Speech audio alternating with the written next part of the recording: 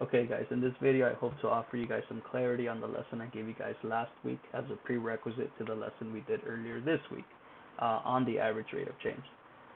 So the last week's lesson starts with slope review, right? And this is stuff we've been doing for a very long time, right? Finding the slope of straight lines, right?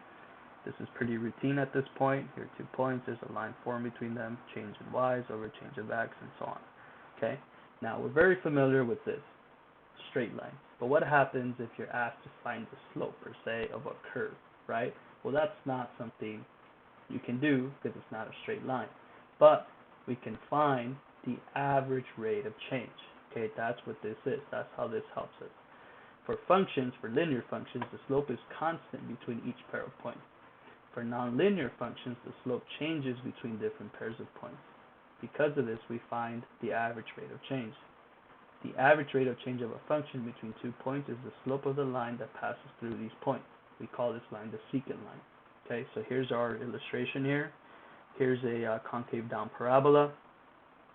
Here's A and B along the x-axis. Okay, notice this is the first endpoint, this is the second endpoint, right? Here are the 2 points then along the curve.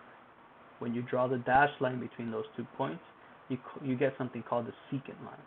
Okay?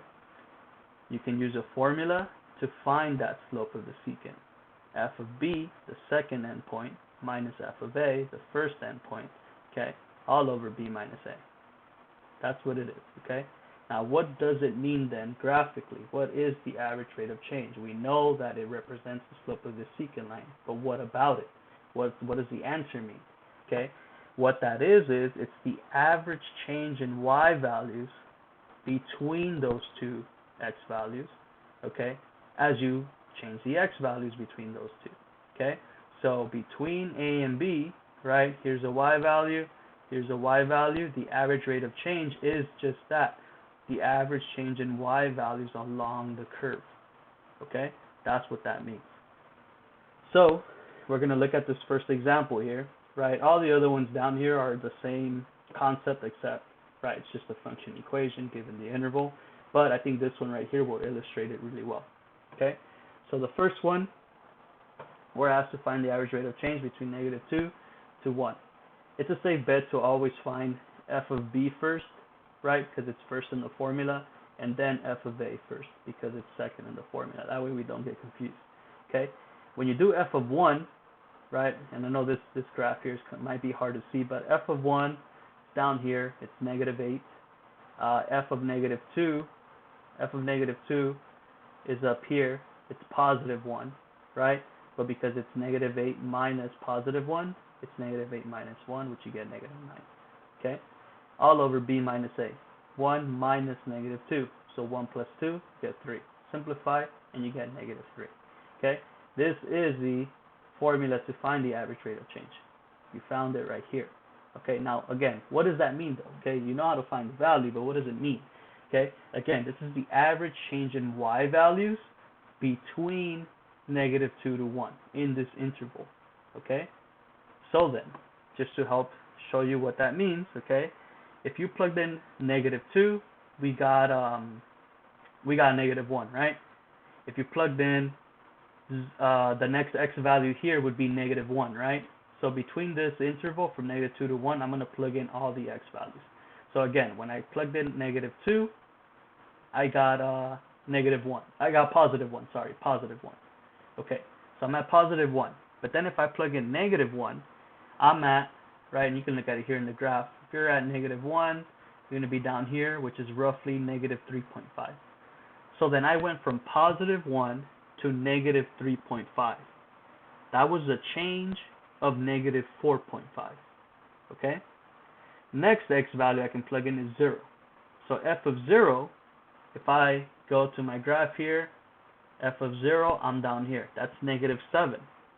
So at -1, I was at -3.5, but then at a 0, now I'm at -7.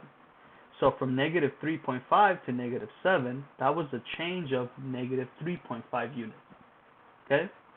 And then finally, I'm at the next endpoint here, which is f of 1, which we got -8. Okay? From -7 then to -8 was a change of -1. So then, the first change, there were a total of 3 changes, right? Because I evaluated what you could say 3 intervals, from -2 to -1, from -1 to 0, from 0 to 1. There were 3 changes then. From -2 to -1 was -4.5. From -1 to 0, it was a change in of -3.5. And then from 0 to 1, it was a change of -1. If you add those 3, you get -9. There were a total of 3 changes. Divide by 3, you get -3. Okay? The average rate of change formula helps us synthesize all of that in this formula, basically, and it gives us the answer. Okay? So then, to help further understand that, let's take the next one, from 0 to 4. Okay? We already know that f of 0, we had gotten -7. It's right here, right? Plug it into the formula, it becomes positive. Okay? Then, and then f of 4, right? F of 4, you go where x is +4, right? You go where x is +4, and you're going to get +1 right here. Okay? Now then, when you do 4 minus 0, 8 over 4, then you get 2. Okay? So let's go ahead and see, what does this 2 mean then? We found that, the average rate of change between 0 to 4 is 2. But what does it mean? Okay, you're going to do the same thing then. At f of 0, we got -7. Take f of 1 now, right? Go to your graph. At f of 1, where are you? Whoops. F of 1 would be right here. At f of 1, you're at, I have this calculation here, -8. Okay? So then that means then you went from -7 to -8. That was a change in -1. You went further into the negative side, right? So it's a change of -1. The next x value you can plug in the interval would be 2, right? So f of 2. F of 2 is right here. You're going to get -7. So then you went from -8 to -7. This time you went in the positive direction. So that was a change of +1. Okay? Then you're going to take f of 3 in the interval.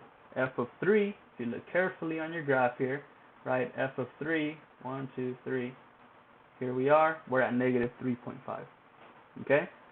So then, that was, you went from -7 to -3.5. That was a change of +3.5 units. Okay? And then finally, you're at the end point, f of 4. At f of 4, we said we were at +1. So then you went from -3.5 to +1. That was a change of +4.5 units. Okay? So then, what does this 2 mean? Well, you just calculated 4 changes between 0 to 4. That was from 0 to 1, from 1 to 2, 2 to 3, and 3 to 4. Those changes were -1, +1, +3.5, +4.5. Add all 4 of those changes together, you get 8. We said there were 4 changes. Divide by 4, you get 2. Okay? The average change in y values between 0 to 4 then is 2. Okay? That's what the average rate of change is. Okay? Just to go over the applications here now. Right, you get some context. Here's the function you're working with. Find the average rate of change of the total cost for the first 200 units manufactured. So from 0 to 200. Here's the interval. If you have a calculator, right, it makes it easier. Here are the values, simplify, and here's your answer. Okay? For this one here, right, it says the ball is thrown straight upwards so that its height, h of t in feet, is given by the equation, and here's the quadratic, right, and it is a trajectory. Notice there's a negative leading coefficient, so it's a concave down parabola. Okay? Find the average rate of change in the height of the ball from when it reaches its maximum height, so the vertex, until it reaches the ground again. So when it hits the ground. Okay? So to find the max, recall the axis of symmetry formula, -b/2a. This quadratic here is in standard form, ax squared plus bx plus c. Okay, so b is 80, so then -b over 2 times a. A is negative 16, right? So then simplify all of that, you get 2.5. So then the x value of the vertex is 2.5. Okay, so that's the highest point. I just found the first endpoint of my interval.